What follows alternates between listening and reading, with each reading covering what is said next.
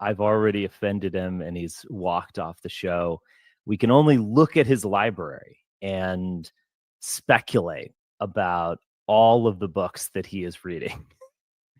But as you can see, or as you saw, my guest is Drew Pavlou, and there's his dog. Looks like he has 2 poodles. So welcome, Drew. Thanks for being here. No, thank you for having me on. Sorry about that. I just had to put the simulcast on full screen. But no, thanks for having me on. It's very interesting to discuss. We do have different views on a wide range of matters, like for example, like the Middle East, Israel, Palestine, etc. But yeah, we basically agree on Ukraine. So it's we've got. I think you're also very anti-Trump these days, so it's interesting to discuss. Yes, that is all true. So are those 2 little poodles you have there? Yes, they are. I am dog sitting for 2 poodles right now. They're not my own, but I'm dog sitting. Okay. Yeah, I love them. They're very cute. I love poodles. I love dogs. Yes. I actually have a poodle mix, a Bernedoodle that was given to me for my birthday a few years ago, but I didn't know how nice poodles were. They're very devoted to you. And he's sort of the nicest dog I've ever had. But absolutely, they're such good companion creatures. That's why I love dogs. They're very devoted and they're very sweet. They're very sweet. I'm a big fan of dogs. Definitely. So, Drew, just in case some viewers don't know who you are, could you give us the rundown on what you do and where you are in life and all that jazz? Yeah, no, of course. It's a pretty strange and crazy background. Essentially, when I was about 20 years old, I started protesting against the Chinese government at my university in Australia. As a result of that, it was just like during the Hong Kong protests, and I was a young idealist, and I started protesting. And at the first protest I ever organized, basically the Chinese consulate organized a counter rally, and I got physically assaulted by a bunch of guys in their 30s who weren't even students, like they were Chinese nationals. And and that's what made me start as an activist. It was quite funny because even though I basically am just I literally was just like a random guy, but because I was doing these protests and I was quite effective at them and very loud and annoying. The Chinese government started like a campaign against me, and they condemned me in the Chinese state media, and I was like a figure of hate, and the Chinese ambassador to Australia was attacking me and stuff like that. And at a certain point, they put out a statement calling for my university to expel me as a student. Wow. And the university had a budget that was about, I think 20% of the annual budget relied just on Chinese international students. So they were like really worried that they would then lose that, because essentially in the article, the Chinese government was basically threatening to cut like Chinese students going to the university. And So what did you say? Yeah, well, the university actually tried to expel me. They spent about $500,000 in Australian taxpayer money to expel me. Wow. They brought in 2 of the top 4 law firms in Australia, and so that was like that's how I guess I first came into the public eye, which was very strange because I was like 20, 21 years old. I never thought in a million years that I would be like sort of in a sort of public role at that point. And then I just basically kept on campaigning. I had a small independent run at the last election, at the 2022 election in Australia. Didn't get many votes, but it was just like we were kind of campaigning, I guess, against the Chinese government's influence in Australia, because Australia's closest trading partner is China, and so there's, I guess, a lot of pressure from big business elites in Australia, and also people quite high up in Australian politics, like they just want to sort of like trade with China and avoid annoying their government, etc. So I ran in that election, but my life kind of took a massive turn because at a certain point in 2022, I was still only like 23 years old at this point. I was in London and I got basically swatted by Chinese government or Chinese government supporters, and they basically did a fake email thread in my name, like a bomb threat using Proton Mail with the IP address. And the Metropolitan Police in London like literally treated it as a serious bomb threat, and they arrested me as a terror suspect. I was held incommunicado without any access to the Australian embassy or Australian lawyers or any lawyers, and I was like stranded in London for 6 weeks in the end. I It was a really Wow. crazy experience. And then after that, I basically was like, okay, I'm not gonna do like sort of in-person protesting anymore. I'm gonna kind of move along to trying to do more like YouTube and Substack and commentary. Yeah. And I guess my political trajectory is interesting because when I started all this, I was kind of like a Bernie Sanders fan. I was kind of like a democratic socialist. And like in 2020, I was like a big Black Lives Matter supporter and all this stuff. I was really Mhm. woke and left wing and everything. And I think essentially what happened is from the start, even though I identified as like progressive and democratic socialist and all that sort of stuff, I would always from the very start get so much harassment and abuse and swatting and death threats and all this crazy stuff from supporters of the Chinese government, tankies, authoritarian leftists, Right. like basically full hard blown tankies. And I think I just came to understand over like a 4 or 5 year period. It was a very long and torturous process, but I think I came to understand that essentially, like unfortunately, the sort of authoritarian, ultra left, tanky sort of impulse has unfortunately infected a lot of the center left as well.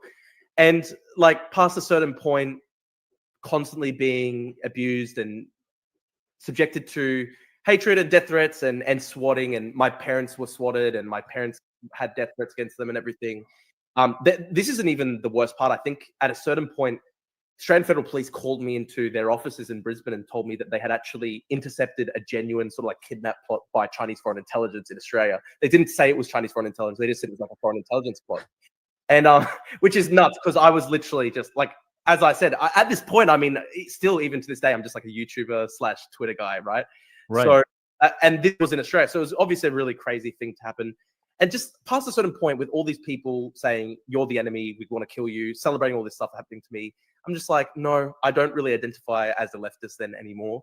I wouldn't identify necessarily as right wing myself. I'd say maybe like more classical liberal, maybe like moderate social democrat type thing. I mean, I believe in public healthcare. I believe in, public goods, all these sorts of things. Sure.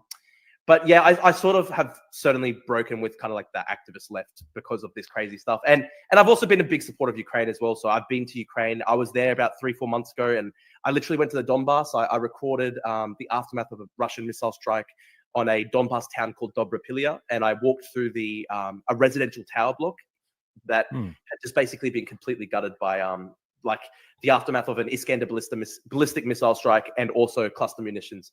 And I recorded evidence of war crimes there, and I also filmed myself walking through Kherson, which is like, that's subject to the human safari, which is what the Ukrainians call it. Essentially, the Russians have declared almost like a free fire zone over much of the city, and they're just literally droning people throughout the city. So walking through Kherson was pretty confronting. And so, look, I'm a massive supporter of Ukraine. Probably the area where you're going to disagree with me on the most is, listen, I am quite, I would defend myself. I guess I call myself, it's almost like an anti-Zionist in a sense, in the way that, like, I guess seeing the way that so many leftists celebrated October 7 and stuff like that as a sort of like race war thing, where they were like, Israelis are white and we want to do this in America and Australia and all these sort of colonial settler places, etc. That sort of made me very alarmed by like, the sort of decolonial hard left rhetoric. And I think like, it's become a very much a sort of like race communist type identified cause, the sort of Palestinian activist movement. And in Australia, at least, like, there's all these Hezbollah rallies, Hamas rallies, and all this stuff, like literally people holding up Hezbollah flags in Australia and stuff like that.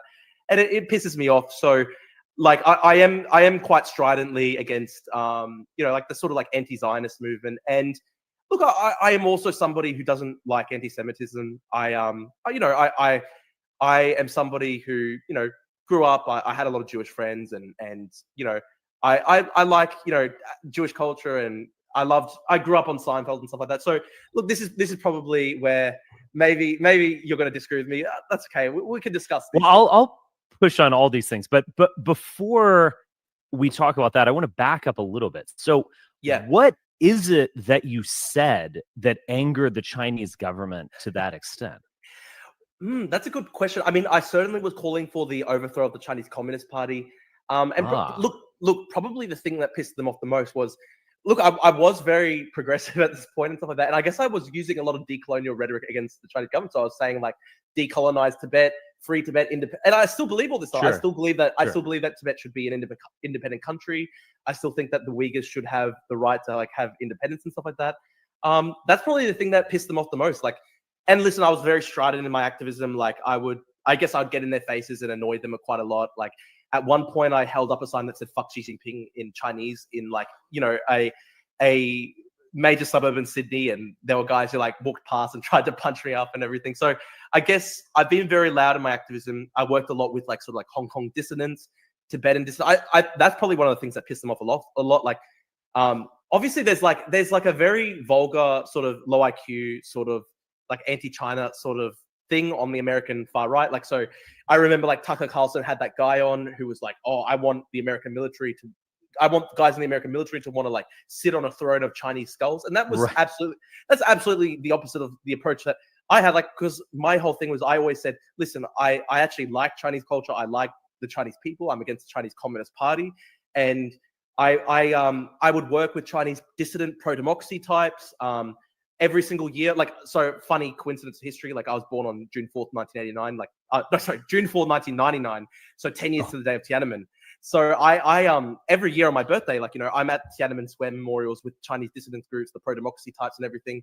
So that's probably one of the things that pisses them off the most. Like, I do work a lot with like the actual Chinese pro-democracy groups and Tibetans and Uyghurs and stuff like that. And I think that pisses them off quite a lot because like, I think a lot of it for them was a sort of race war thing. Like, I would get called I'd get called white trash, or I'd get called wog, which is like sort of like old time racial slur against Greeks in Australia, by Chinese nationalists online and stuff like that.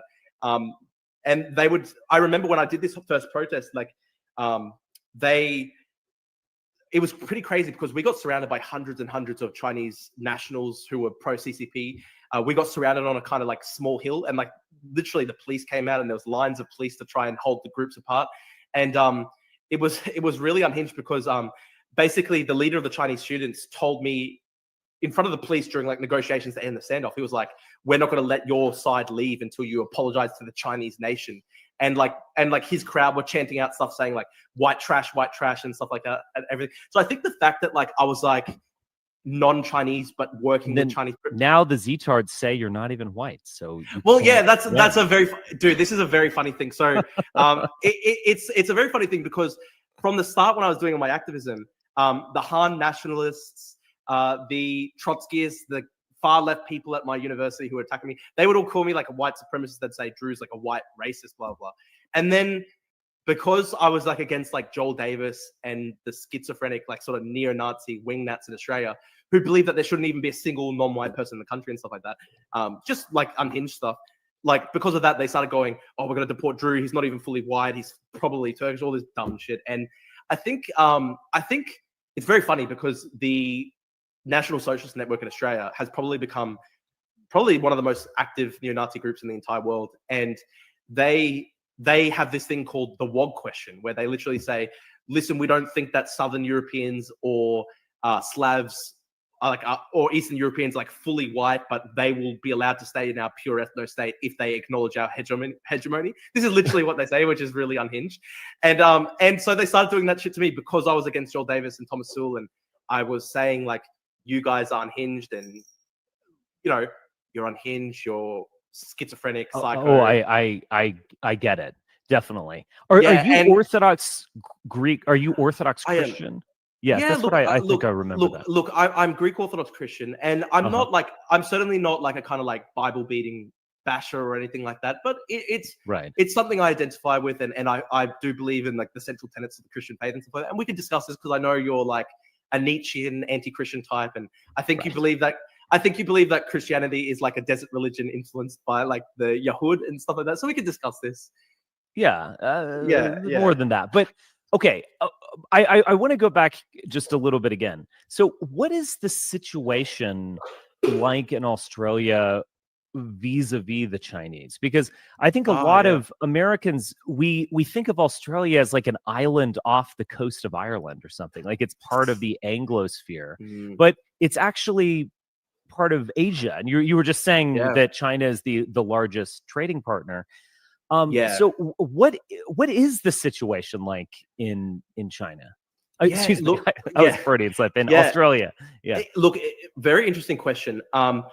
In Australia, I think there is a lot of sort of cultural affinity with like America and the rest of the Anglosphere, simply because at the end of the day, it's an English speaking, like we're predominantly English speaking country, and you know, there's like the long history of Australia being part of like a Western alliance system, etc. yeah, Um, vaguely Protestant still, yeah, yeah, yeah, it is interesting because I mean, it's interesting because like we've had a like this is one of the things that I push back against the sort of like National Social Network types on, in the sense that like um I mean, Australia always had like a very large Irish population and Catholic influence and stuff like that, and that led a lot to, you know, especially in the early years of Australia's history, like there was never really like like a white hegemony sort of thing, in the sense that like hmm there was a lot of sort of like sectarian conflict between Irish Australians and Protestant Australians and stuff. But I guess that's a different question.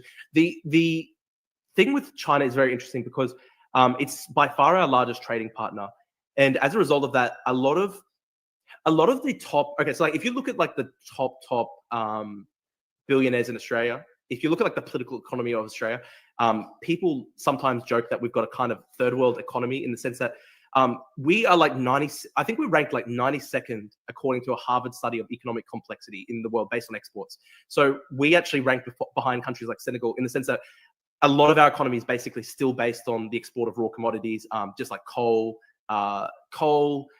what else? Like iron ore, all this sort of stuff. It's right. predominantly to China and Kangaroos, Asia. yeah, Yeah, yeah, and it's predominantly to China and the Asia Pacific, and it's like the Australian economy is very strange. It's almost like just a massive mining thing with like a housing bubble attached. It's a really crazy thing. We now have a problem where Sydney is literally at the same level of affordability on housing as Hong Kong. So it's like literally wow, right up there as one of the worst cases of affordability in the entire world. We've got one of the worst housing bubbles in the entire world. And look, our economy, because of the fact that it's so much centered around like sort of the export of raw commodities, etc., a lot of the top billionaires in Australia, you know, their fortunes are linked to literally trading iron ore and coal to China. So there's a lot of influence by very, like the Business Council of Australia, like business interests are very much kind of like, we want to stabilize the relationship with China. Don't like they would acknowledge that like China is not, a lot of these billionaires in the business community would acknowledge that like the Chinese government's not our friend necessarily, but they don't want to have a situation where they have to pick between the American Security Alliance and the economic alliance with China. And right. so And they might be forced to choose at some point. Like, well, I mean, yeah, how does China view Australia? Does it? I mean, it's not Taiwan exactly, and it's very yeah, different. Taiwan doesn't have many natural resources, I would imagine. It has manufacturing, so it's sort of a totally different situation. But I mean, yeah. does China see Australia as in its sphere? This is a question I haven't really thought about fully. Look, it's a very interesting question, and sometimes people ask me like, "What's the worst case scenario for Australia?" And it's not that I think that like, you know, the PLA is literally going to be landing on Bondi Beach. I think the worst case scenario for Australia in the next 20, 30 years is potentially if America turns really inwards in terms of isolationism, Right.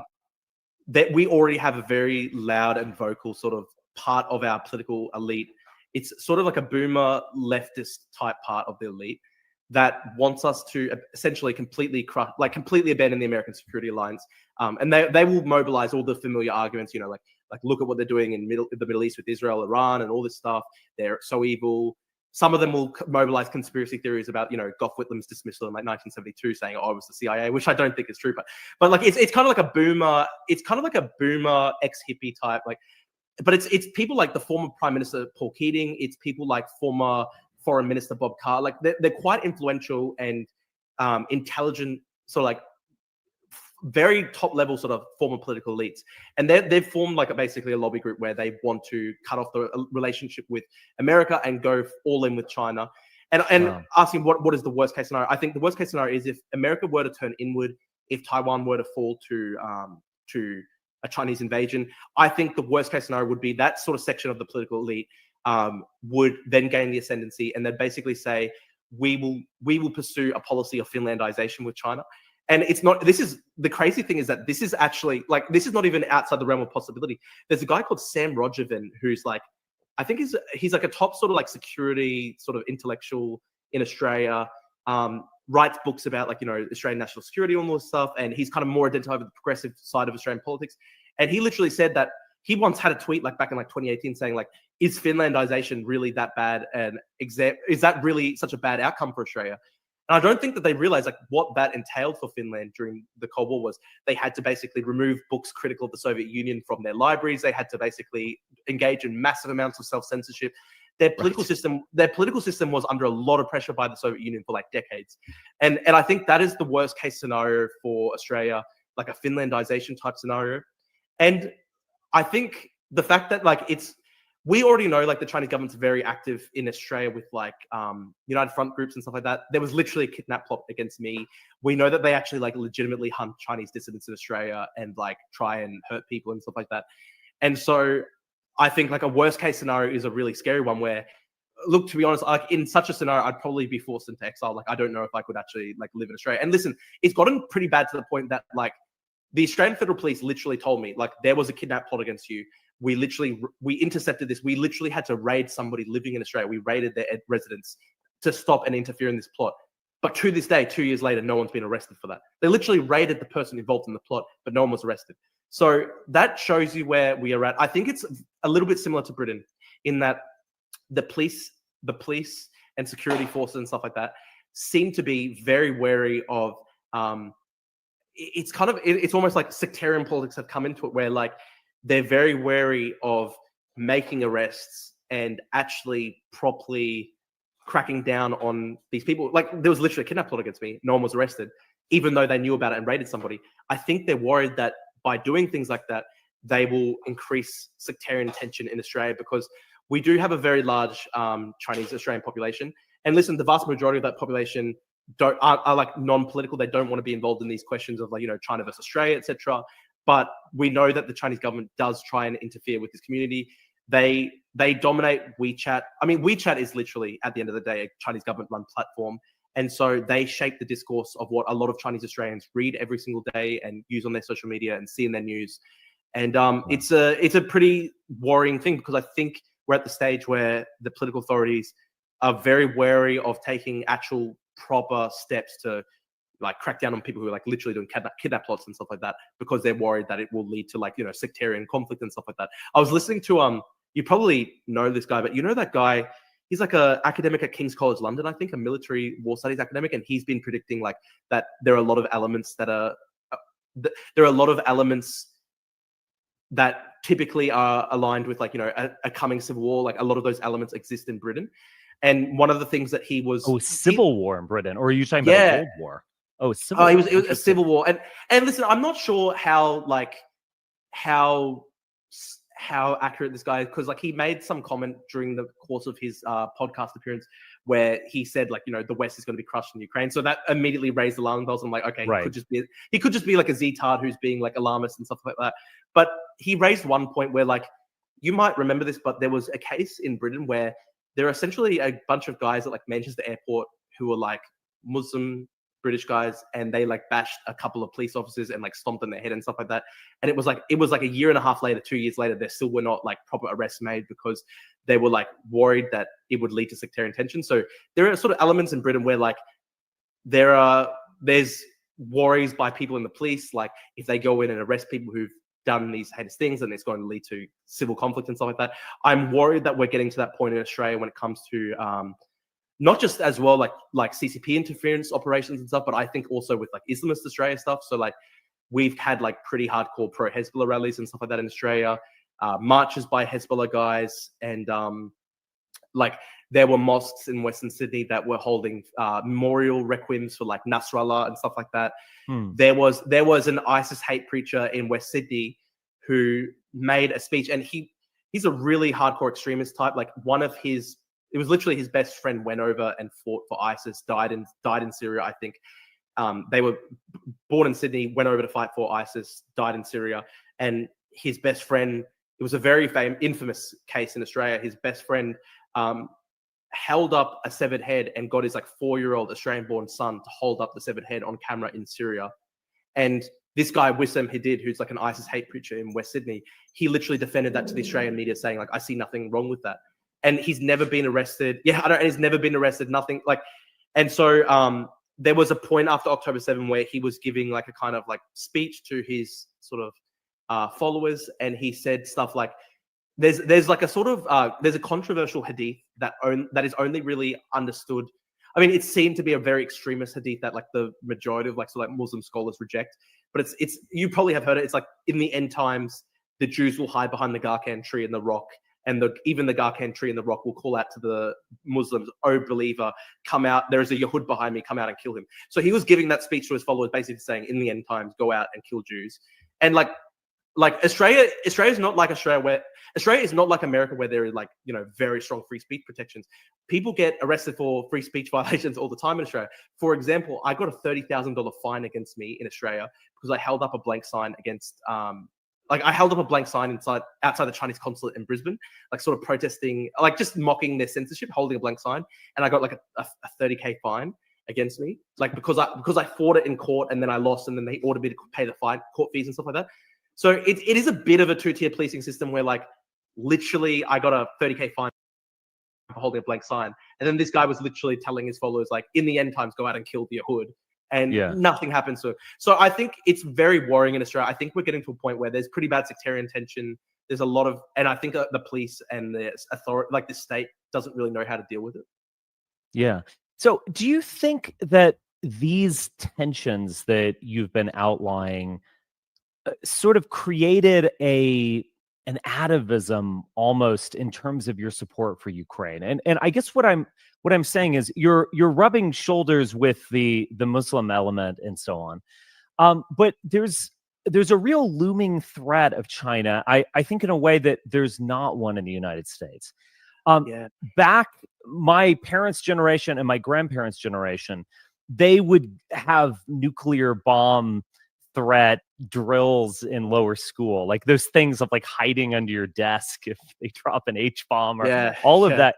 And there was more of a sense of a red menace, I think, with those generations.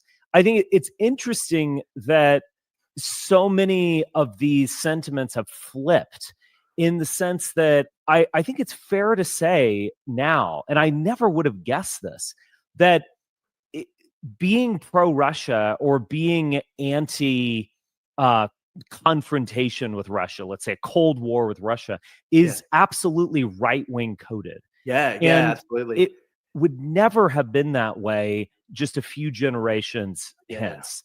That was I mean, not that the liberals didn't fight the Cold War or in fact fight a hot war in Vietnam and so on. I totally get that. But there was also a degree to which being anti-communist was right-wing coded. And I feel like maybe with you're in a different situation than a lot of Americans. A lot of Americans think, oh, Putin's a fun guy and he rides around shirtless, and Russians are trad and Christian and not gay and blah blah blah. That's what it is for most. That's literally what it is for MAGA people. Like a majority of them, it's literally just like they saw that retarded advertisement, you know, the military recruitment ad, and it was like that guy who was doing push-ups for the Russian military. It was very funny because it turned out that guy in particular was actually a former gay porn model or something like that. But like, Ted Cruz saw that ad and it was like, oh my god, like this just shows this is why they're so much better than us, because like they are not woke and they've got like, you know. The irony, of course, is that he was really turned on by that ad. Yeah, that's why he. But that's what it is for them. Like they got, it's crazy, but they actually got one-shotted by the stupid Russian propaganda that like, oh, we're actually right-wing and trad. And we both would know this, but they tailor their messaging for different audiences. So when they want to mobilize third worldist resentment against Ukraine, they do that beautifully. Like they've got Julius Malema in South Africa chanting, "We are Putin, we are Putin." So like if you are somebody who has a brain, you can see that they're like not trad pro-West or whatever at all. They very much mobilize third worldist resentment so much against the West. But yeah, no, sorry for distracting you though.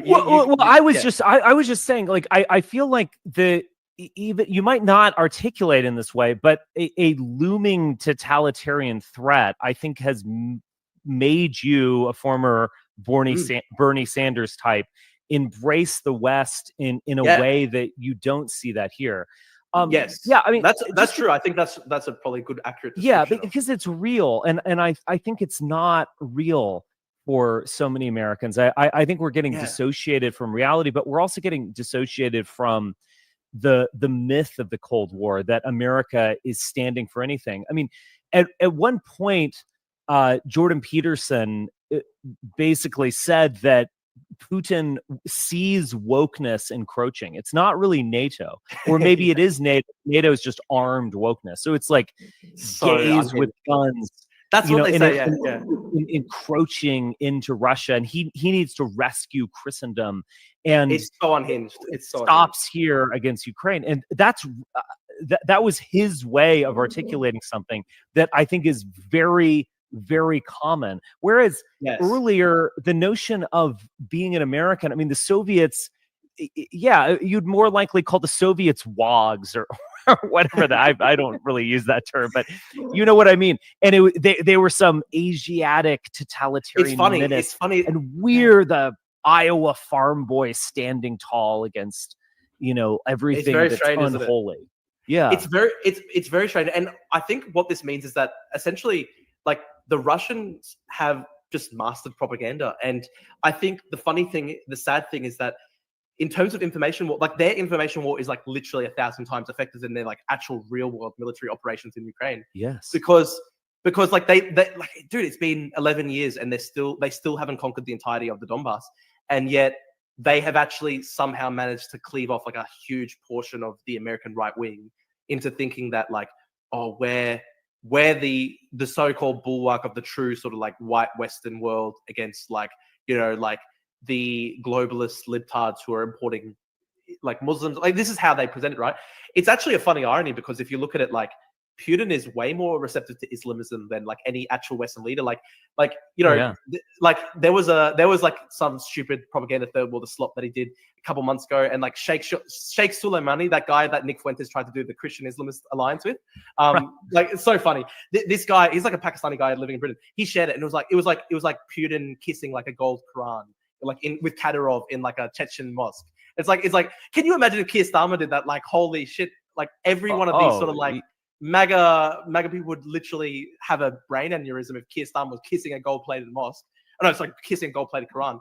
But but Putin literally does that, and he literally has quotes saying like diversity is part of Russia's strength and all this stuff. But it's but he's saying that Russians aren't white is also an interesting thing. There is this comes from this former diplomat during the Obama era. He's actually from Montana. He's kind of he's not the sharpest knife in the drawer, in my humble opinion. I'm forgetting his name at the moment, but he's been very popular and he's taught at Stanford. Someone will figure out his name in the chat. But he claimed in a Washington Post interview that Putin held up his hand and he says, "You think we're white, but we're not white. We're nothing like you." And I mean, maybe that's more propaganda, or maybe that's something that Putin genuinely believes, in the sense that a combination of KGB inculcation, Cold War history, and even third world ideology leads him to believe that he genuinely is not like the golden billion, as he calls us. The white people were just so happen to be rich, and it's all the game is rigged on their behalf, and blah blah blah. But yeah, I mean, I want to go into. I think that's so true. Yeah, I think it's go ahead. So I think it is absolutely third worldist ideology, and like, it's amazing if you consider what actually is the distinguishing feature of like Russian nationalism for like the past couple hundred years is that like it's like anti-Western sentiment. It's that it is about the fact that, like, Russia is not the West. Russia is its own sort of like civilization. It has its own. It has its own ethos. It has its own special civilizational mission. That's how Dugin talks about it. He says we have a special civilizational mission. And you literally had Dugin. There's an amazing thing where at one of these conferences he was saying like our war is not just a war for Russia, it's a war for all of humanity, because we've given so many opportunities to like boys from Nepal and boys from Latin America and boys from like the Middle East and stuff like that to come and fight for us as like sort of like high paid soldiers. It's amazing, some of the ideology. It goes very deep. There's early Soviet cinema. Circus, I believe, is the one.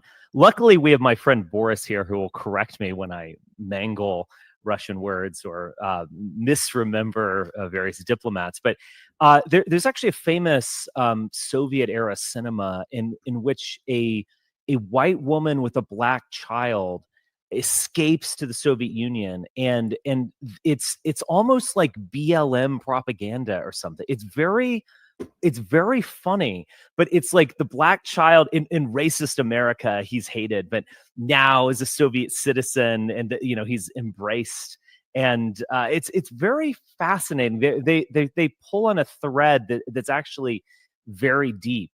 But I want to talk a little bit more about the propaganda thing, because I do find this fascinating, and I totally agree with you. I think Boris might disagree with me here, but anyway, that Russian propaganda is quite sophisticated and is quite successful, in fact. And Hey, so, by the way, can I say one thing? yeah, as yeah, well? go ahead, sure. I actually want to clarify very quickly as well. Like, I'm certainly against the sort of like the Wingnut National Socialist Network guys in Australia who are like, oh, the world question, like, or the Baltic question, or like, no, sorry, no, like the Slav question. Like, I actually think like Slavic people are, like, fully European, and like I do think that, Yeah, like, obviously. I do think like Russians are like, the funny reality is that like if you look at Putin, he's a white guy, obviously, but it's just like a funny thing because like it's third worldist ideology. That's yeah. I just wanted to say that though, but yeah. I completely agree with you. Yeah, I disagree Yeah, with Vladimir Putin on many things, including this question. Yeah. But I guess, we have this idea of Cold War era espionage happening at the highest level, and Philby being an example, this sort of, art historian working in the highest levels of intelligence and so on. But I think, and then there's some other cases where there is just direct involvement in either an intelligence agency or a mainstream media. But I think what they realized early on, it has been the most powerful, and that is, I don't know if you remember that unsuccessful Indiana Jones movie called Kingdom of the Crystal Skull. But yeah, I haven't seen it, but yeah. It was the one that came out around the time you were born in 2008 or something, or when you were, I guess you were 10. Wow. Yeah, I would have been 10 okay. then. I was a full adult. So anyway, that's funny. So Indy is fighting the communists in this episode, and the woman who is this Georgian, evil villainess, they found this alien skull, and it can kind of talk to people in this way. And she says, we will reach every.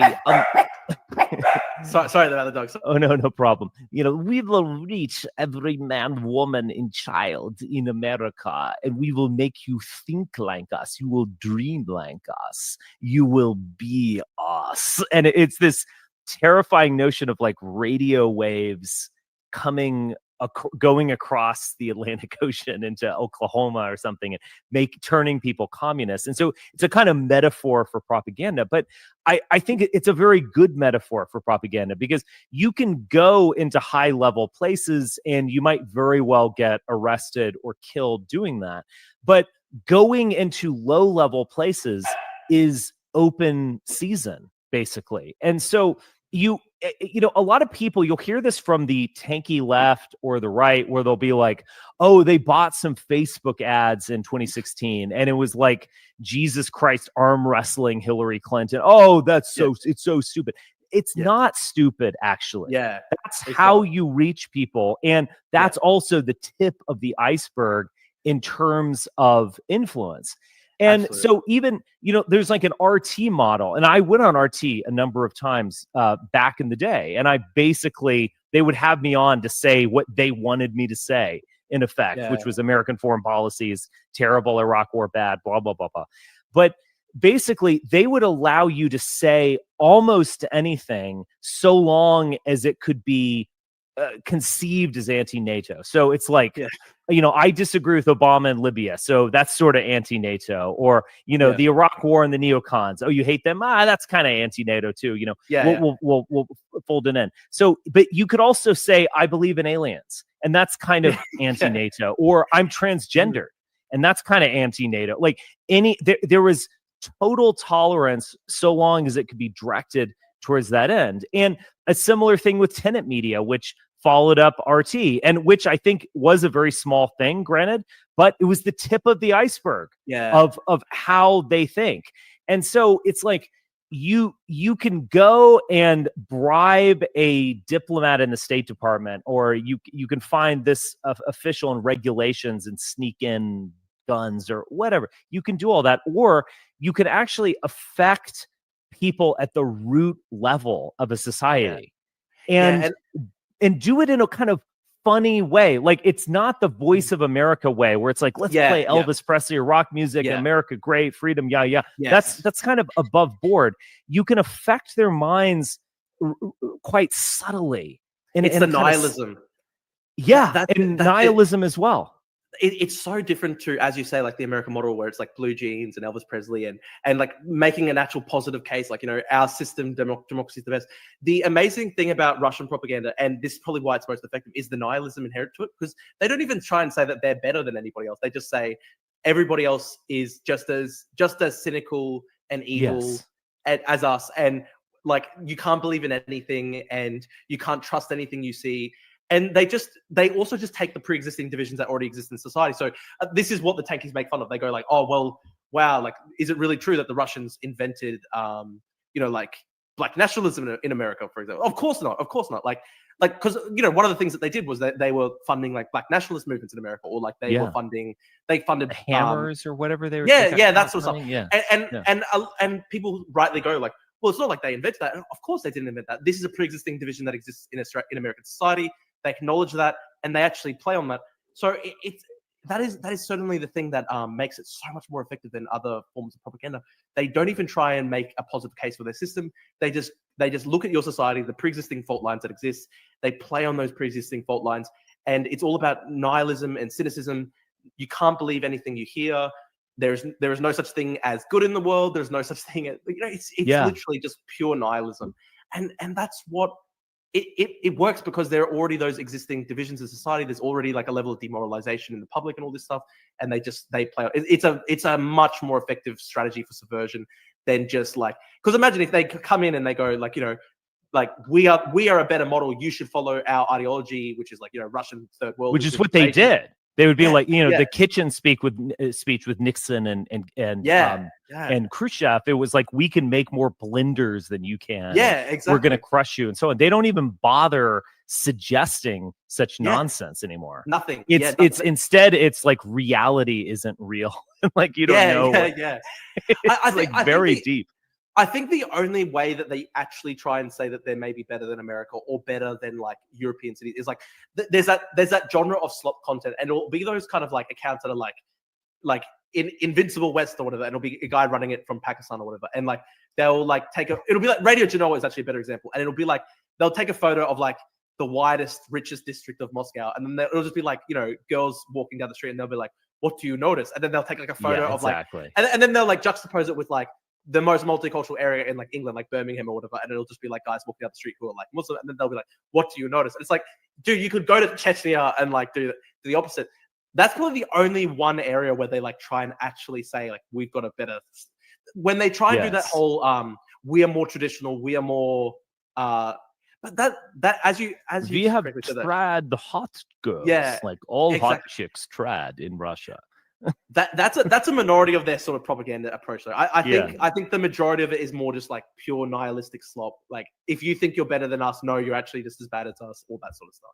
Yes, but what does the West have? So, and let me sort of set the ground for this bigger thought, because one of the things that drove MAGA people up a tree were rainbow flags in embassies. So it'd be like the embassy in Romania, and it would be like a transgender celebration or BLM.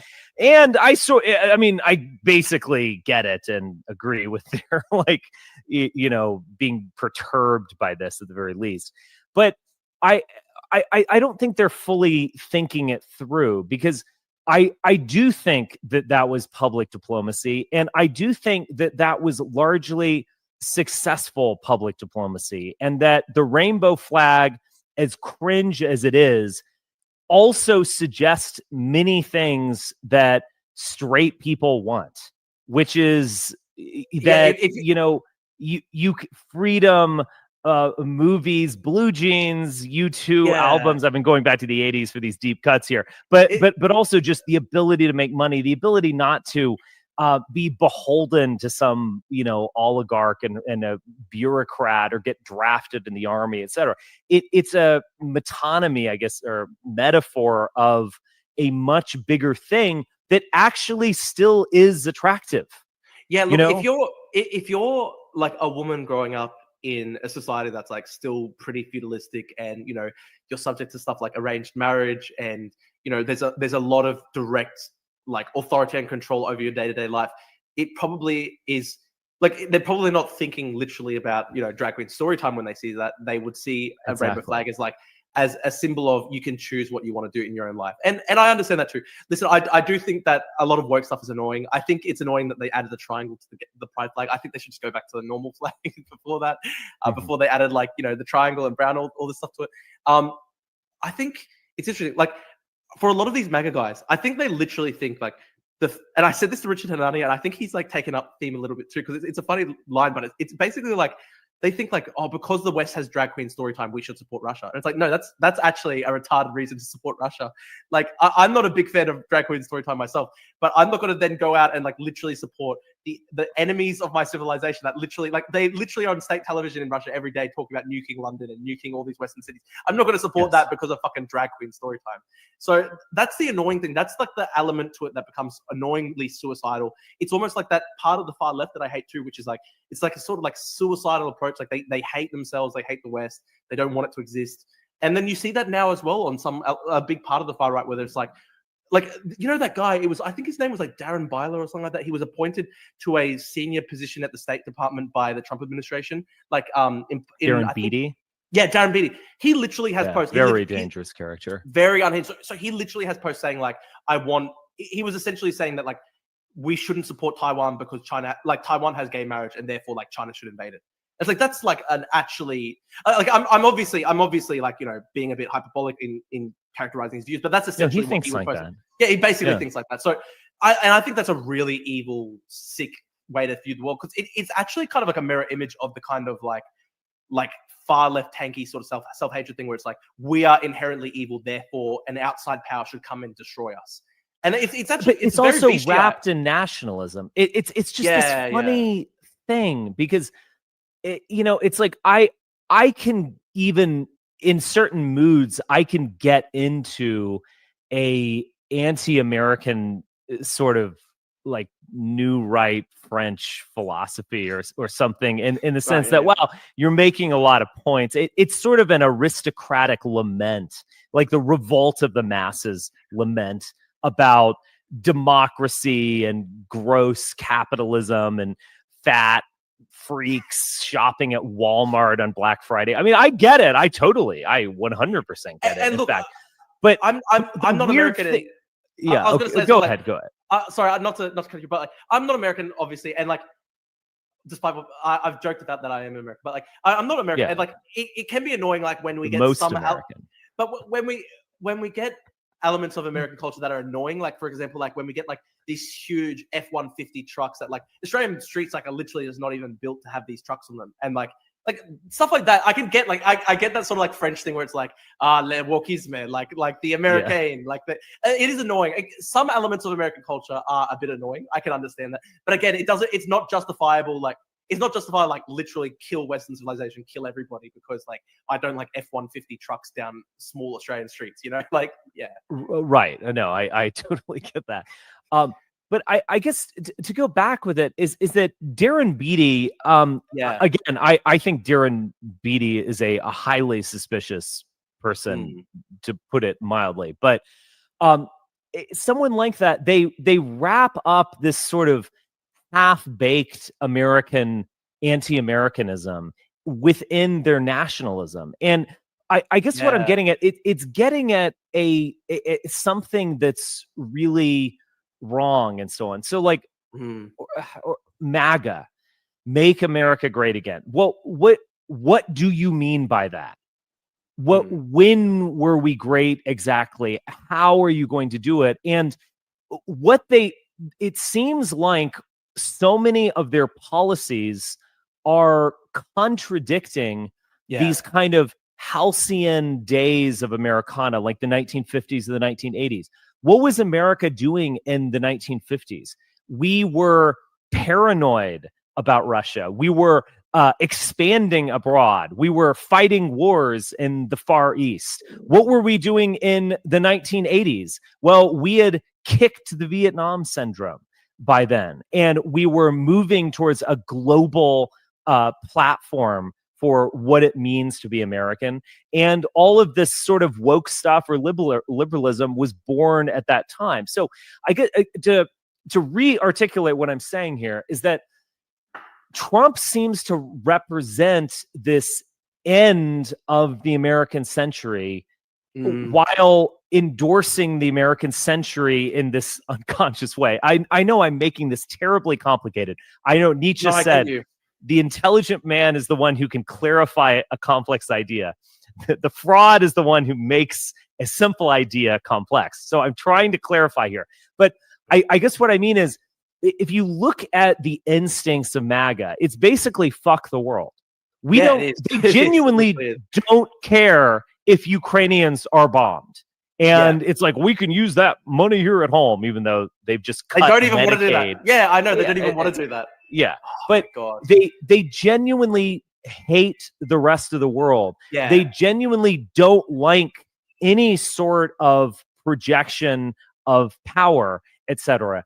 And yet they want to kind of go back to a time when we could do that. It's like, I hate to break the news to you, but we're not more respected on the world stage now that Trump is tariffing everyone, including islands full of penguins, that Trump is abandoning, at least ostensibly abandoning, many partners that he has that we've had longstanding commitments to, that he's engaging in creating alligator Alcatraz for guys who mow your lawn. Like, you're not great again. That's not none of those things are a sign of greatness. So you're hearkening back to this thing that you're actually like actively destroying at the same time. It's a very, it's ambivalence, I guess, or a kind of inner contradiction to that question of what MAGA wants. America's never been a little nation state with borders where it's never been that in our entire history. It's been a frontier society, and then it's been an imperial society beginning in the 19th century into the 20th century. So what you are doing is ending American greatness. Now, you're not doing it terribly successfully because Ukraine is still kicking, and America, you can still buy whatever the hell you could ever imagine at Target due to globalism and so on. But you're pushing towards an end to something, and so you're not fully reflecting on what it means to be great. And so someone was saying MAGA is boomer logic. It's not. It's something else. Boomer logic would be like, we're spreading democracy to the Iraqi women because America's the best and everyone wants to be an American. Oh, yeah. Everyone longs for freedom in their heart of hearts. Here's my Bible. That's boomer logic.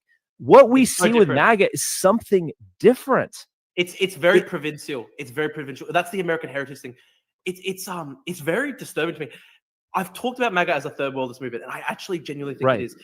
So it's interesting. You say, like, what does MAGA mean? And I think the core animating feature of I think the core animating thing of MAGA politics is basically, it's demographic anxiety. They want to make America more white. So I've had like sort of people on the far right try to attack me, going like, Drew, how can you say that MAGA is a third worldist movement when we're trying to get rid of the third world? That's what they will say to me, the far right, when they attack me. And this is the thing though, right? Like, one of the key distinguishing features of what has made the West so powerful in in modern history is that I guess it's almost like the old Roman Empire was able to expand citizenship beyond just a very small tribalistic kind of conception of it. And so, like, if you look at studies of weird psychology, which is like Northwestern European sort of psychology. Yeah. And I think this is actually like one of the most admirable things about, white people. It's funny because I'm not like Northwestern European. I'm not like full blood Aryan or anything like that. I admire this about like the sort of like Anglo sort of WASP type thing, is that it's very non-racially tribalistic at all. It's actually it's probably the culture on earth that is most accepting of outsiders. And that is probably what has made it the greatest, or made the West so powerful, in the sense that like it has been able to incorporate so many different instead of just collapsing into like race war, like it is able to absorb people into a greater conception of nationhood and citizenship and stuff like that. And so it's like they see that and they hate that element to it, and it's like they don't like that element of sort of like WASP Anglo type of culture, which is very much accepting of outsiders and very much non-racially tribalistic. They almost want to have the same mindset as like Yemeni tribes people or like Pakistani tribes people, like very, very poor feudalistic societies that are very much centered on basically clan ties. And Fukuyama talks about this, like one of the distinguishing features of like modernity is you break down kind of clan ties, and you're able to build up like a sort of civic conception of national nation. And the countries in the world that don't have a sort of civic identity and just have pure race-based sectarianism, they're shitholes. Like they actually are shitholes. And one of the reasons I don't like Zoran Mamdani's sectarian sort of outlook is like it is actually quite foreign to America to sort of cut down every single person based on just their race and religious identity, etc. So I don't like that animating impulse on the left either. When it is like a sort of identity politics project on the left, where like, well, he thinks in terms of the communities. It's a kind of uniquely New York thing, but it is to some degree. But I think it's sort of bigger than that as well. Like let me push back a little bit here because so I do want to say as well, like I'm not a full blank slatist, of course. I saw some like one thing that pisses me off. Like this is a big debate in England at the moment. Like and people bring up Rishi Sunak. I think Rishi Sunak is like culturally very English. Obviously, he's a different ethnicity to English, and I see like there's a lot of debate in England. There was a guy who was a senior advisor to Tony Blair. He's culturally a billionaire, I would also say. Yeah. Which is that is a culture. But true. Yeah. But there was a big thing. You might have seen this on Twitter the other day. It was like a former senior advisor to Tony Blair and a senior advisor as well to Julia Gillard, the Australian Prime Minister. And he was basically saying like, there's no such thing as the English ethnicity. The concept of an English ethnicity is evil. I think that type of blank slatism is retarded. I don't like that at all. I think that's stupid.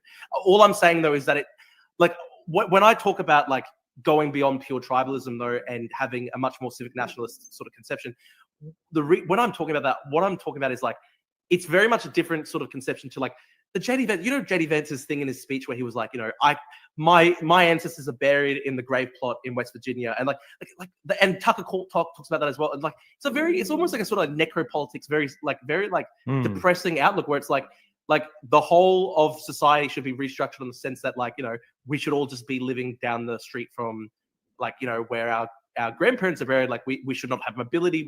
It's a very provincial. It's a very sort of like. It's very much, it's different. As you said, it's very different to the sort of American frontier spirit. So that's when I'm talking about a more civic nationalist conception, I just definitely want to clarify. I'm not talking like the sort of like libtard blank slatist conception where it's like the idea that there's even an English ethnicity is evil. Like I'm just sort of saying like, I'm pushing back more against like the sort of like Little England provincial mentality where it's like JD Vance is like, if you don't, that thing Josiah Lippincott and like Captive Dreaming will always do on Twitter where they're like, oh, you don't have an ancestor who fought in the Civil War, therefore like fuck off, you can't talk at all about American politics and stuff like that. Like Trump didn't have an ancestor who fought in the Civil War. Like Trump's family literally came to America after the Civil War. So yeah, like that's what I'm trying to get at. But sorry for cutting you off. Well, no, it's fine. I mean, Roman paganism was in many ways tolerant and inclusive, but in other ways not. And it's important to sort of understand what it was, because it wasn't like the Wiccan woman down the block who owns a used bookstore and I know everything's cool, like oh, there's Jesus and Buddha and the witches and Odin and like that's total silliness. There was absolutely a hierarchy in the pantheon, and Jupiter was on top. But that didn't mean that you couldn't like organize through subordination other gods within that realm. So I guess what I'm saying here is that It was there's a assimilationist. certain yes and no. I mean, Yeah. like, because there's a certain white supremacy or WASP supremacy that was at the heart of Americanism, in the sense that, yes, we were expanding beyond our borders. Yes, we're going to tolerate like a Greek Orthodox Christian and a Jew and an atheist even, but you're all sort of Protestants at the end of the day. Like, what I mean is, you can't get away from, there has to be something holding it together. I mean, Samuel Huntington talked about tomato soup, and you can kind of put some salt in there and some croutons and maybe some cheese or cream, but it's still tomato soup. Like, it's a little bit, it's not exactly a melting pot in terms of blending. It's a slightly different metaphor. Look, but yeah, go on. Look, I do want to clarify. Like, I disavow white supremacy and all this stuff. Like the. I never accused you of avowing that, but I'm just looking at reality. Yeah. But what I was going to say, right? Like, I think the problem is cultural relativism. So I think the problem is that migrants come to Western countries today, and we've become so demoralized and self-flagellating, and like we just hate our own culture so much and all this stuff, that there's no expectation that people, become part of the greater whole. So there is no such thing as a greater whole anymore. And I think that's the big problem, right? I think, yes. And I've said this, right? Like, I am certainly somebody, I'm in favor, like I'm against the sort of like Joel Davis, where it's like, you can't have even a single non-genetically pure Aryan in your country. Like, that's retarded. I think, like, I favor some degree of migration and cultural diversity and stuff like that, and pluralism. But I think there should be a unifying feature of society. I think there should be a unifying culture that people assimilate towards. Like, and I've said this before, like, Greeks represent like 1.5 or 2% of Australia. If we represented 50% of Australia, I would have gone to a fully Greek school. I would have never assimilated. I would have been growing up in a fully Greek neighborhood, only speaking Greek. And I would have probably had like race resentment towards like all this stuff, right? So I think part of it is like I want to say, like, I'm not like, I'm certainly against like sort of like white chauvinism. I'm against like the whole thing where it's like, only 99.9% pure Aryans can live in the ethno state. Like, I think that stuff's retarded. But at the same time, I think there needs to be a common project that people are assimilated towards. And I think that's a big problem in England. Like, when you see stuff like, for example, based on current demographics, English people are going to become a minority in England. And then some people on the left are like, well, it doesn't matter at all. It literally doesn't matter at all. And I think that's stupid, because like at the end of the day, there should be a country called England for English people. I think that people from a non-English ethnic background can live there and assimilate towards Englishness and become English culturally, etc. But there should, at the end of the day, be a country called England for English people. And I think this idea where you can just literally swap out everybody and everybody's blank slate, I think that part is silly. So I hope I've been able to clarify my position where I'm like, I am a civic nationalist. I'm certainly against sort of like white chauvinism and stuff like that. But I'm certainly also against like blank slatism to the extent where it's like you can literally just swap out everybody and you can just have like literally some people on the far left who are like, yeah, the great replacement is real and we want it. And that's stupid and insane and psychotic. So I'm against that sort of stuff. I hope I've been able to clarify. Well, yeah, I understand where you're kind of on the fence in a way, or compromise. I get it, but but that's probably how most people think, in fact. So I don't begrudge you for that. Look, I think part of the problem, right, is that I'm Greek, right, but I'm Greek by ethnicity, but I certainly I think I've basically become pretty assimilated into like sort of like white Australian sort of identity, in the sense that like if I went to live in Cyprus, like I would feel like a foreigner there, in a sense that like I don't speak Greek. I think I get Greeks sometimes say to me, like, because I'm a big supporter of Ukraine, and there are a lot of like Greeks who have like this sort of like communist third world, this conception where they hate NATO, and they're like they'll say to me like you, Malaka, you are against the Greek nation, you are supporting like the whites, you've become too westernized and stuff like that. The thing is, like, I literally am very westernized in my outlook and stuff like that. I don't know where I was going with this, but essentially, like, I guess the thing is, like, because I've become so westernized, I probably have internalized that sort of like that sort of like WASP thing where it's like I do get uncomfortable with racial tribalism and stuff like that. I don't like racial tribalism. I would like to have a society where people of different like we have a strong American or a strong English culture, but people of different groups can live in that society, assimilate towards that, and they don't think of themselves as separate like Zoran Mandati, and they don't mobilize race resentment and stuff like that. I would like to have a non-racially sectarian society and stuff like that. And, I understand. And yeah. But so Mamdani, I think, also believes in this maybe uniquely New York thing of the It communities. is a New York thing. So it's like you have all, and these cultures are sort of defined by food. And that's why you see that in all of his ads, where he's now eating rice with bare hands, which is, in my opinion, a bit off. But he doesn't. I don't know what to say. He wants to like build more of these communities. That's what America is. It's a bunch of people who don't quite get along. I guess we're all New Yorkers, as they like to say, but none of that makes sense outside of some sort of tribalism, outside of the fact that you don't like each other and you don't want your daughter to marry a Muslim man, or you don't want your Jewish son to marry a atheist chick in Williamsburg or whatever. It only makes sense based on tribalism, and yet it's sort of this soft kind of, oh yeah, you eat halal meat, I think I understand the mindset because I once eat burritos or something. It's just not, I don't know. There's no there to what he's doing.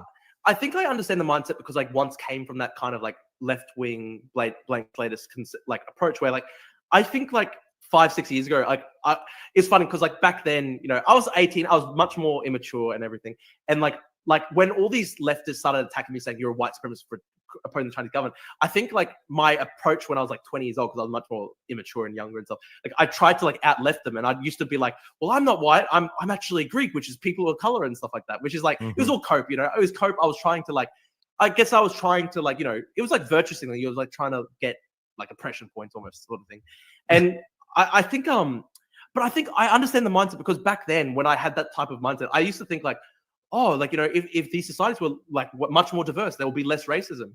But it's actually the opposite. Like, I actually think as they become more diverse, there's more racism, there's more sectarianism. Especially if you don't have a conception of assimilation, you don't have a idea that, our culture is good and people should assimilate towards it. I think it just like, then you just literally get Yugoslavia inside your country, and that's not a good approach at all. So yes.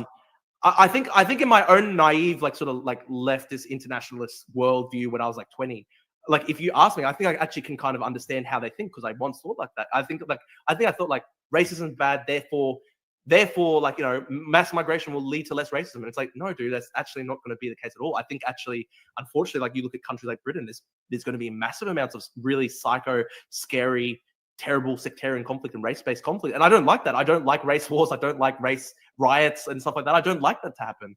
And if we have like complete open borders, I think that partly is an inevitable outcome. There will be a lot of sectarian conflict and rioting and racism in society, unfortunately.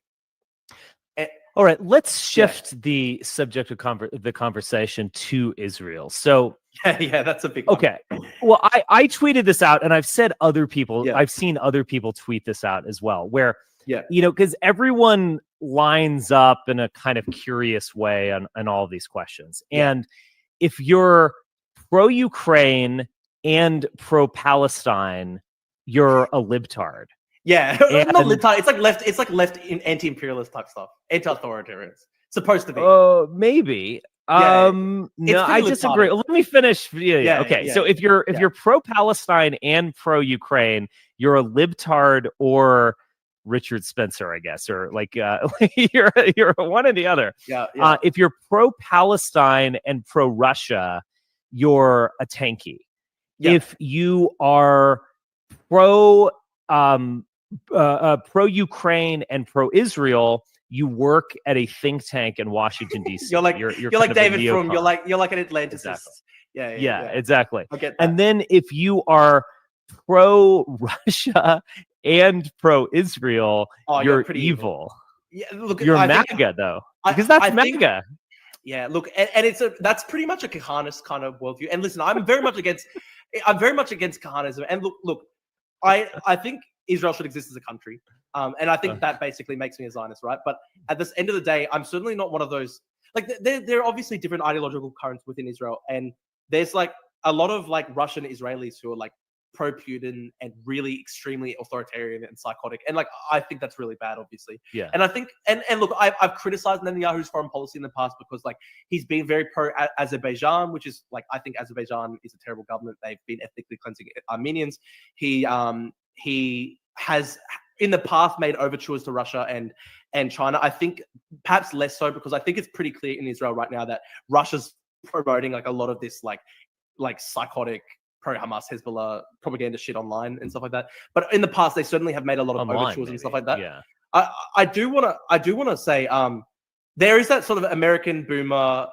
Like, there's two wings to it, right? There's the evangelical type ones where it's like Ted Cruz, where he's like, oh, like, you know, I literally support Israel based on Genesis. Like, listen, I'm a Greek Orthodox Christian, but that's not my conception at all. I try and leave religion out of it because I think it is like, you're never going to be able to convince people by going like, oh, you know, this supernatural claim entitles me to this land. I'm never going to make that argument, right? The other thing as well, there is like this sort of old school kind of American boomer right-wing thing where they're like, Israel's our greatest ally, and like, you know, I will die for Israel. And like, you know, Ted Cruz was saying that thing where he was in his Tucker, like it was so annoying because like I fucking hate Tucker. I've literally protested against him in person when he came to Brisbane and stuff. I fucking hate Tucker. He's so disingenuous. I thought his position on actually. And I think his position on Israel is like very disingenuous because I think it's more coming from a sort of like Nick Fuentes type a place, but he's like too scared to outright go that far. But anyway, but like he's it was annoying. Pandering to Nick Fuentes' audience is what I see. Yeah, actually. Exactly. I want to say though, like Ted Cruz really fucked up. He made such a ass of himself in that interview, right? Because you know, there's that part of him where he was like, you know, the number one thing I wanted to do when I got into the Senate was defend Israel. Like, that stuff is stupid. That stuff is really dumb. I actually think at this point, it literally is fueling anti-Semitism. And I would literally say to other people who think that Israel should exist as a country, stop doing stuff like that because it actually, like, every time somebody like that in America does that, or like that congressman who went to Congress in an IDF uniform and stuff like that, like people like Nick Fuentes come when they see that. Like, it's bad. You're giving them so much ammunition. Stop doing that shit. So listen, my approach to it is different. One part of it is that, listen, I probably am a bit of a Philistine. I like Jewish people. I've had a lot of Jewish friends growing up and stuff like that. I like Jewish people. The other part of it as well is that, like, I look at the issue and it's like all the people who really support the Palestine issue, the anti-Zionists and stuff like that, it's like the Jackson Hinkles of the world. It's these people who are like very much third worlders, and like you see so much race resentment and like. There was a beautiful one the other day, like where there's this like sort of like punk rock band in Australia called Amyl and the Sniffers, and they're very popular. And literally, our prime minister has met with them before and all this stuff. And they were at Glastonbury, and they had the lead singer was saying something. It was really low IQ. Like, she was basically saying like, the elites and the education system don't want us to talk about Palestine because when we talk about Palestine in Australia, then we think that we are she literally used the word whiteys, which I thought was so embarrassing and cringe. She was like, us whiteys are the colonizers to the indigenous people, and Palestine reminds us of that issue, and that's why they don't want us to talk about Palestine. And so they sort of like link it into this sort of like broader, we hate settler colonialists, and by that we mean white people. And like, I've seen people literally say like, I remember after October 7, there were like these like unhinged, mentally ill white leftists who were like, some people were trying to mock them and say like, well, if you support October 7, America is technically like a sort of settler society. Do you want that in America too? And one of them was trying to be consistent. I think her name was Gretchen or something like that.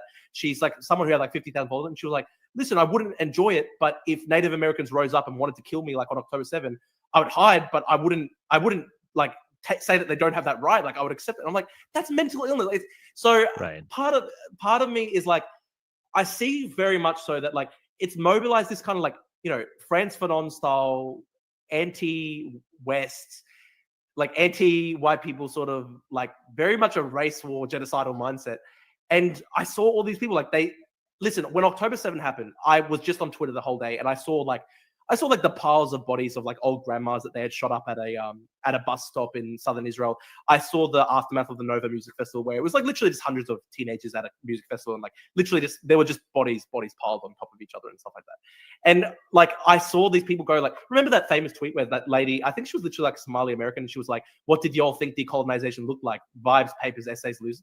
That was such a that tweet is now like a load bearing tweet in my worldview. It literally, that tweet alone has like become very much something that I think of in terms of my worldview, because it kind of let lie like that so much of this sort of like identity politics stuff on the far left, which is all decolonial and stuff like that. They're like, this is what we want to do to you, and I don't like that. So what I would say to you and your audience, Richard, I know you're obviously coming from like a sort of like more right wing background and stuff like that, and I know we've got different views on a lot of this stuff, but this stuff on the left, like the anti-Zionism, honestly, the vast majority of them, the reason they don't like Israel is because they think Israelis are white, and then they're like, okay, I agree with you. And whenever I hear Jackson Hinkle bash Israel or some other crazy person, I like Israel more. I agree with you, but there's actually, I think you're engaged in a little bit of self-deception on a few different levels that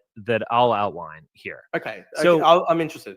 Yeah. First off, the tanky is a bit of a straw man. Tankies are like 1% of the population. That said, though, I think they've infected a lot of center-left politics, so unfortunately. So like, I think Zoran's a good example of that, where like Zoran himself, maybe he's not outright a tanky, but I think he's been influenced by it. But yeah, that's my. But anyway, Zoran, I'll grant you that actually. But he's a fairly unusual politician. That's why he's making waves and so on. And I'm not even so sure about that, because he also has a Disney background. So I don't know exactly what to make of this guy. That's true. But I guess what I'm saying is that there's been a sea change among liberals. There was a recent poll about Israel, and the perception of liberals over the past 3 years has catastrophically changed. It's gone down 50% or something like that. So it's not just like Haas from Twitter. It's also a educated woman who is an Episcopalian who are really turning on Israel. So that's true. That is true. That's true. That is a change. And the other thing that I've noticed, because I graduated from high school when you were born or something like that, but is that even back in the day during the Iraq War, Israel was never discussed. And if it was discussed, it was discussed only in positive terms. But in terms of like, is the Iraq War good for Israel? Benjamin Netanyahu might be saying that, but that was not. And look, he was a private citizen. He was a private, like, I've seen people use that point a lot, like, oh, Netanyahu recommended the Iraq War. Like, he wasn't prime minister at the time. He was a private citizen when he testified. But yeah, sorry, go on. Regardless, he recommended the Iraq War. That's true. That's true. Yeah. But now it's very different. And I feel like, the Iran nuclear weapon thing, maybe they would nuke New York City or whatever, but it's a war for Israel.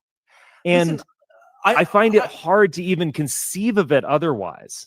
Listen, when it comes to Iran, though, like, I know this might sound difficult for you to believe, because obviously, like, you look at my Twitter, I'm very much so like pro-Israel and stuff like that. I know this might sound difficult for you to believe, but look, when I see Iran, like, I've been anti-Iran since I was anti-China. Like I guess the way I see things very much these days is that there's kind of like an axis, and it's really Russia, China, Iran, and they work increasingly together. And we both know as well that Iran has like armed Russia in Ukraine. They did a lot of technology transfer to help Russia build up its drone systems. Like, if Iran had not done that, the Russian drone systems, that they're using in Ukraine to devastating effect to kill so many Ukrainians, it would not be as effective. So part of me as well, like, I can understand, obviously for Trump, he's not doing it for Ukraine. They're anti-Ukraine. I understand that Trump is, pro-Israel and he's anti-Ukraine. That's true. Look, the way I see it though is I'm not, when I see them bomb the Iranian nuclear facilities though, and I know you might not see this, you might think this is not critical because, like, you look at my Twitter and people say you're a Zionist shill. But for me, when they bomb the Iranian nuclear facilities, I'm literally celebrating as somebody who's like, listen, they've declared war on the West in the sense that they supported Russia invading Ukraine. They support China as well. They're part of like this civilizational axis that's opposing the West. And so for me, it's not even really like, for me, when they're going against the Iranian regime, I'm not even really necessarily thinking of it as like, we must protect Israel. That's the number one priority. I'm sort of thinking of it like, this is one part of the three-part sort of tripartite axis. I guess you can consider DPRK too. And it's like, and like they hate us. This is a disgusting regime that at the end of the day, like they do all this in psychotic Islamist third world slop against us. They are literally supporting Russia slaughtering Ukrainians. And so I just literally see it more as a like, this is good for the West. What's bad for the Iranian regime is good for the West. That's how I see it. And I know people might say, oh, well, Drew, you're pro-Zionist and stuff like that. You're just saying that because at the end of the day, you want to support Israel. To be honest, I'm pretty pissed off at Netanyahu. I'm pretty much like, I'm pretty much at the end of my rope when it comes to Netanyahu. I think like they shouldn't be doing what they're doing in Gaza right now. Like they've done a pretty terrible war there. But when it comes to Hezbollah and Iran, like the Iranian proxies and all this stuff, like they are at the end of the day part of this sort of like New World alliance against like the West, and whatever is bad for like the Houthis and Hezbollah and Hamas and Iran, I generally think is pretty good for the West. I understand that, but during, I think we have an assumption that Israel is part of the West, and yeah, I think it is. We assume that, but do they assume that? And to be fair here, there's no doubt. Different currents. I think there's different currents. Different currents, yeah. Yeah. And to be fair, you know, if you walk down a street in Tel Aviv, it would resemble a Western city to some degree. Yeah. Now, you could sort of say the same about Tehran in a surprising way, but I'll leave that aside. But that's true. That actually is true about Tehran. Like the funny thing is, yeah. I actually think like this might get people thinking that I'm an idiot or I might get attacked for this, but I actually think like Iranians are pretty white, like they're pretty yeah, Western that's what the word Iran means. Yeah, I mean, you can, like it's funny because they're kind of wearing it on their sleeve. Yeah, it is actually very funny because like it's quite interesting. Levantine populations. I've seen. There was this guy who was a Syrian Al Qaeda propagandist, one of their top propagandists, and I saw a photo of him, and he had like ginger hair, and he was wearing Western clothes. And I looked at him and was like, this dude could literally be like a dad in America. And like you can sometimes see this, like in Levantine populations. Sometimes people will look less European, but sometimes you look at people and like they look almost completely European, which is really interesting. Yes. So yeah. So that's interesting about Levantine people. Yeah. That is interesting. But I mean, the whole point of Zionism is that these European Jews can't get along with Europeans. I mean, otherwise Zionism has no point. Zionism was never defined as a outreach towards the West or outreach of the West towards the Middle East. It was defined in the exact opposite manner of we don't want to assimilate into German society, say, and they don't want us either. And it's just been heartbreak for years. And we need to go home again and reenact the Book of Judges or something by creating this new country. So it's, don't you think like the trick that the devil is playing on conservatives, including yourself, is to even imagine Israel as part of the West when it's fundamentally opposed to the West? Look, two things here. Like one, I'm sympathetic to Jews wanting their own state, considering their experience in World War II with the Holocaust and mass murder, extermination, stuff like that. Look, it's a very sad story because if you look at like say World War I. German Jews were extremely assimilated. They volunteered in the German army to like a degree that was higher than other parts of Germany. And like a lot of these guys were still in the end like slaughtered and persecuted, and their descendants as well by the Nazis. It's a really strange story because if you actually looked at the history of the Jewish population in Germany, there was a very big movement within the Jewish population there to become assimilated and become German Jewish, and a lot of the Jewish people who got persecuted did not even think of themselves as non-German and stuff like that. It's a very sad story. So part of it is that I feel sympathetic to them wanting a state given that really sad, tragic history of brutality that existed. The other part of it as well is that I just think as well, like if you look at the history of Western civilization, I think Jewish people have always been part of it. Like I think that's very much the case. I think there's been massive contributions in terms of like literature, art, philosophy, science, etc. And also here's another question as well. Like you get this sort of anti-Zionist leftist Jews, sort of like in New York City, right? And these guys will support Zoran and stuff like that, and they'll literally say like so I'm interested. Like, are you kind of like a neo-Bundist type guy, Richard, in the sense that like how there are like the sort of like leftist Jews who are like they're like our home is wherever we live, and we don't want to have a state in Israel, and that's kind of I understand. I mean, I'm not on any side in terms of their business. I mean, but yeah, like Sam Cedar, I think I was talking about him on the podcast last Thursday. I would imagine that Sam Cedar understands himself as Jewish. I don't think he's like a secret Zionist or something. I think he thinks that home is where you hang your hat. Why do we need this country? But it also, like, even the notion of a safe haven raises a lot of fascinating questions. A safe haven from what? A safe haven from whom? Hold on, let me finish. Let me finish. So, like, after the Second World War, one of the ironies of the Second World War is that Europe became more tolerant. We're not going to do the fascist thing anymore, but it became more ethnically pure.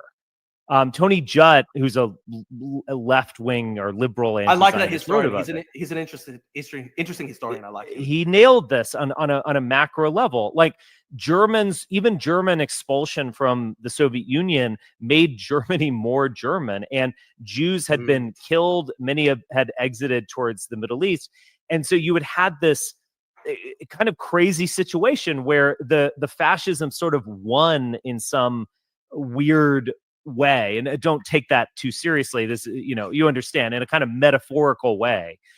But it's like most Jews now are going to be living in the United States. So when people like Ted Cruz, and they'll use a biblical argument of he who blesses Israel will be blessed, etc. But they'll also using that argument. Yeah, but he'll also use the argument like that. Like after the Holocaust, we've got to have the safe haven. From whom? From you? Are you an anti-Semite that you're going to kill? There's a weird, like, you can't get away from that anti-Semitic logic and like endless victim narrative of at some point the Americans are going to turn on the Jews. So what does that tell you about their basic conception?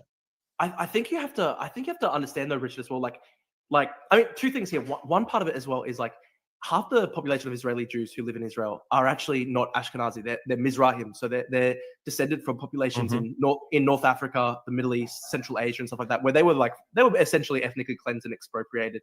It was you know what Zoran's family experienced in Uganda with like Idi Amin essentially expelling all the Indian migrants. That's basically what happened to like almost the entire Jewish population of the Middle East and North Africa.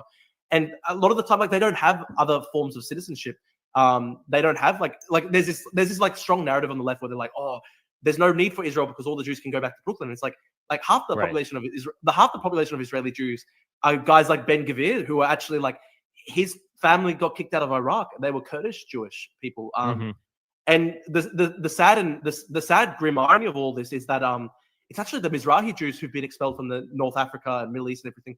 They're actually the people who are probably the most supportive of things like Kahanism and the most ultra authoritarian and actually like mindsets that are pretty foreign to Western, the Western ethics and philosophy. Like Kahanism is a horrible doctrine that is like very much like not, it cannot be possibly reconciled at all with like sort of like the ethical structure of the West and like, the influence that has been passed down from both, like universalist humanistic ethics and the Enlightenment and stuff like that. Part of it, I think, is the experience of having been expelled from the Middle East and North Africa, and also like decades of terrorist attacks and massacres and stuff like that. The other thing as well is that I also can understand why that a lot of Jewish people would think that there should be at least a form of like a state for Jews in the world, considering like the very long history of persecution that has existed, right? Look, I sort of see this thing in the same way that like, that book and Amy Chua wrote where she talks about like upwardly mobile minority groups. And it's not just Jews. You see this where like, Chinese minority groups in Southeast Asia, You actually see this with Lebanese in West Africa, Indians in East Africa, which was Zoran's family. A funny dynamic is as well, like partly also Greeks. Greeks are sort of diasporic people who have, especially in Australia, like went into small business and did pretty relatively well. I think there are as many like Greek billionaires in Australia as like Jewish billionaires. I think part of it is like, it's a diasporic people, and they were historically forced into professions that, like especially in Europe, they were forced into like, the professions like, for example, money lending and stuff like that. They were literally banned from other professions, etc. And I think what Amy Chua talked about in that book is that like minority groups that are sort of like that do well in business and kind of like are upwardly mobile in a socioeconomic way. And there's model minority groups across the world that you can look at like this. They often become objects of resentment in those societies, and then can then be targeted with terrible violence and stuff like that. And it's not just Jewish people. Like Chinese people were massacred in Indonesia in like the 60s, and there is like look at what happened in Uganda where all the Indians were expelled. So I think part of it is like they don't have states. I mean, Indians have a state. Greeks have a state at the end of the day. Yeah. A lot of these. This is the thing. A lot of these diasporic peoples do ultimately have a state. Like Greeks have a state. Lebanese have a state at the end of the day. So I'm sympathetic at the end of the day to a Jewish state existing. But it's not just. But I think it would be hypocritical if it was like the only state that I wanted to see created or exist. But that's not my record, right? Like my record is I support a Tibetan independent state. I support a Kurdish state. I support the creation of a Uyghur independent state. I support Taiwan as an independent state. I support Hong Kong becoming an independent city state. So I think for a lot of people like Ted Cruz, where it's like, I can understand why it seems suspect and weird if it's like, this is the only state that they want to defend existing in the entire world. Listen, for my record, I actually am somebody who has like a very long history advocating for Tibetan state and all these other groups as well. So I guess I do come from a sort of genuine perspective where like I do think nation states are good and should exist, and I do feel sympathy for them as a diasporic people who felt a lot of persecution throughout history. Okay, I definitely get that. So I think it's interesting. I get it, but yeah, okay. It's certainly. I think it's very different. My mindset is so different to like a sort of like Ted Cruz American boomer, where it's like I will literally die for Israel, and it's like the greatest country in the world. Like I think that shit is cringe. I think that shit's cringe, and I've actually never been like that. It's more just like I think if you actually look at my record, where like I've been fighting for an independent Tibetan state for like half my life, right? It would look hypocritical if Israel was the only thing I cared about. But listen, like I'm just as big a guy on Ukraine. I'm just as big a guy on so many different issues. So it's different. True. I think it is different when it comes to the issue than some of the American boomer stuff. Project forward a little bit, and I'll bring our conversation to a head and to a close with this. Yeah.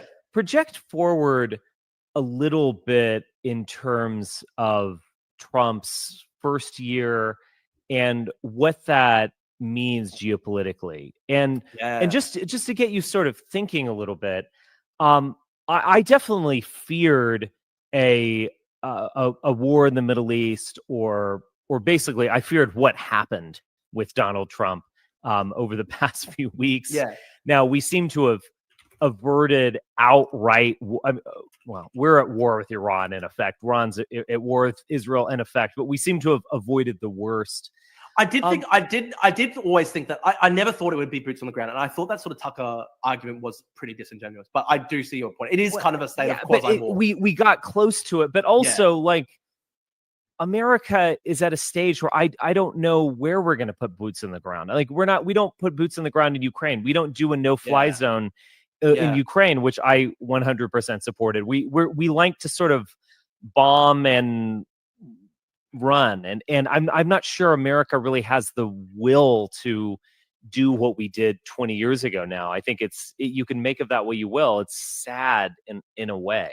I didn't support the Iraq War, but it's sad that George W. Bush fucked over American foreign policy for like generations, essentially. Yeah, that's a good way of putting it. Yeah. But what do you think is going to happen? Because you have all these like sort of multiple pivots. I think, to your chagrin, I think that there is no doubt that the attack on Iran has benefited Vladimir Putin directly. And that's one of the reasons why he has hung his third world alliance high and dry and is basically not going to support Iran and is going to maintain a sort of strategic neutrality or even strategic That is admiration interesting. towards Israel. That is interesting. That is very interesting. I see that. Yeah. But how does this like, where do you pivot? I mean, someone like Elbridge Colby wants a pivot away from Ukraine, but not towards the Middle East either. He wants a pivot towards China. But this is the interesting thing about Elbridge Colby. Like, he has hundreds of tweets basically saying basically calling into question whether it would even be worth defending Taiwan. So it's really interesting. Wow. What does he want to pivot towards? I know exactly. I think it's interesting with Elbridge Colby because I think he's tried to defend. I think he's tried to position the defense of Taiwan as something that can be acceptable to MAGA people by making it extremely transactional. So saying stuff like, he literally made a post saying like, if we defend Taiwan and Taiwan falls, we should be prepared to pre-rig every single TSMC plant with explosives, which is fucking nuts because that is like literally, that's like golden propaganda for China in Taiwan because they can then go to Taiwanese people and be like, listen, like, why are you going to ally with people who don't even think that it's possible to defend you? That everything. Exactly. Like why would you want to ally with people who are prepared to scorch earth your country? They're not even positive that they will defend you. So it's golden propaganda for China, which is a disaster. And you've got Darren Beattie. Darren Beattie literally had tweets saying like, we should not defend Taiwan because they've dragged me in story time, which is insane.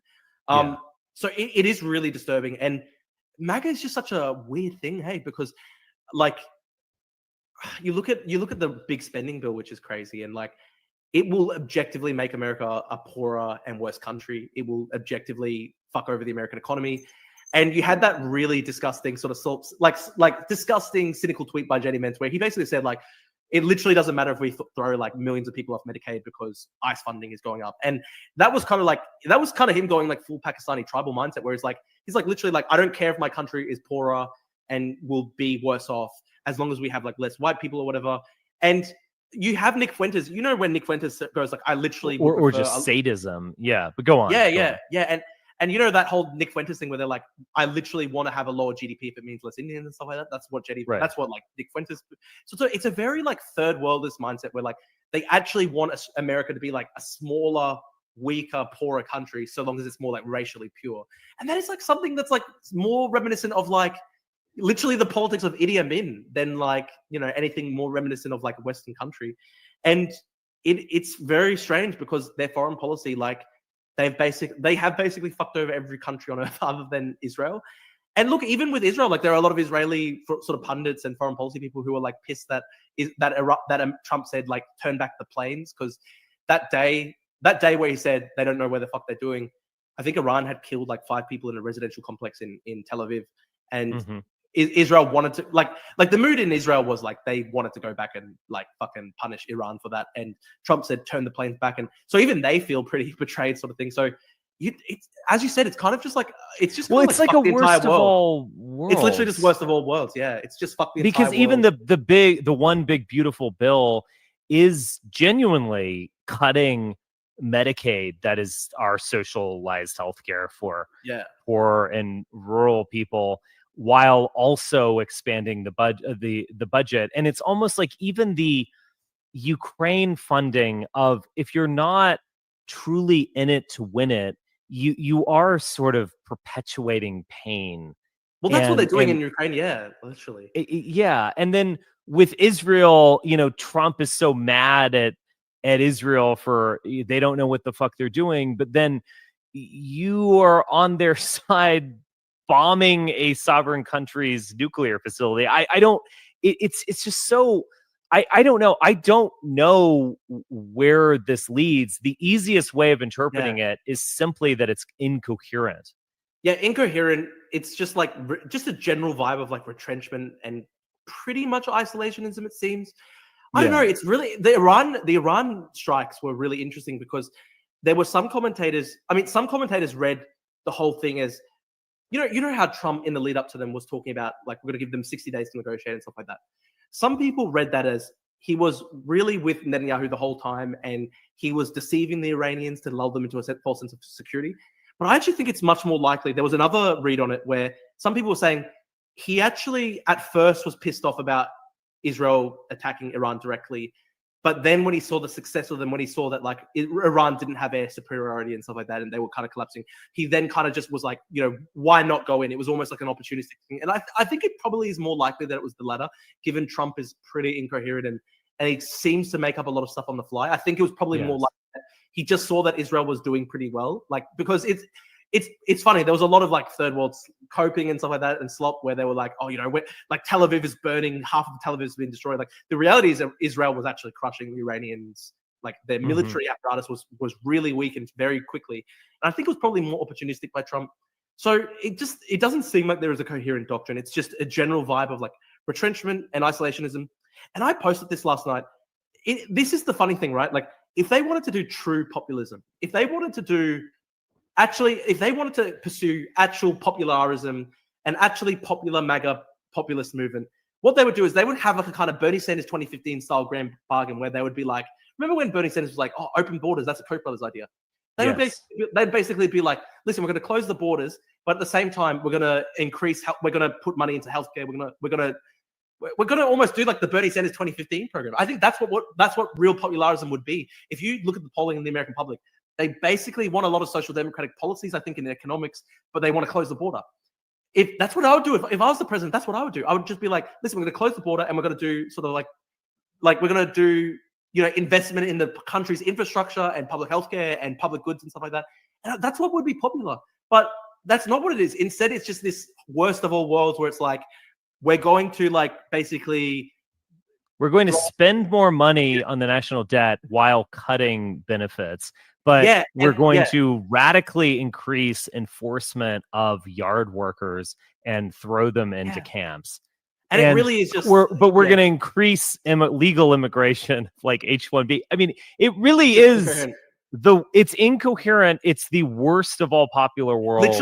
Literally the worst of all possible worlds. Yeah. Literally the worst of all worlds. And look, if I was somehow, like, if I just was magically the president, what I would do is I'd literally do the Bernie Sanders 2015 program where it's like, we're going to close the border, but at the same time, we're not going to just take 10 million people off Medicaid. We're actually going to expand public, investment in public goods and stuff like that. I think that's what, if they were real popularists, that's what they'd do. Anyone who did that in American politics, I think would actually be like unassailable. Yeah. I think they'd be so popular. It would literally be a dynasty forever. It would be like, that would be the FDR.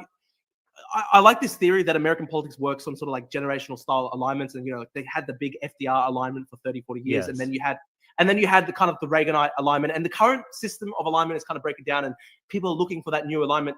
I think that would be the new alignment. If someone came in and they were like, listen, we're going to do massive investment in, infrastructure and public healthcare and all these different things, but we're going to close the border. That would be so unbelievably popular. And the funny thing is a lot of Hispanic Americans actually would support that. A lot of Black Americans would support that, closing the border. What they don't support is just like the sort of unhinged guys in masks going around and just literally black bagging people. And it's funny because even Curtis Yarvin was like, and he's the biggest MAGA guy ever, but even he was like, don't do black bagging because it just scares people and it's deranged and makes people scared. And you're not going to co-opt parts of the elite by just black bagging people. People get scared. So it literally just makes no sense. It is just incoherent, low IQ slop.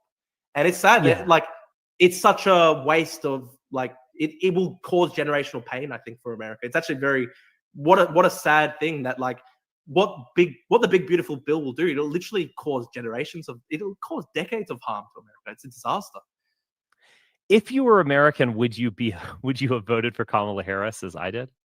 I would have voted for Kamala Harris. So I did endorse it. But look, it's very difficult for me because I guess my stance would be sort of like Richard Hanania's stance, where it's kind of like Democrats, the party of elite human capital. I do agree with that. But I really don't like the Zoran wing. I really hate the Zoran wing. Like the Zoran wing is kind of like a race war wing. It's kind of like a race war communist wing, and I really, really don't like it. And my stance is actually like the old Anglo-WAS tolerance sort of thing, where it's like, I don't want there to be race war. I don't want there to be race rights. Let's have a level of tolerance. Let's have an idea of a national unity, civic nationalism, stuff like that. I think people like Zoran, they're actually almost just as focused on race as people on the far right. It's really deranged and kind of scary. Yeah.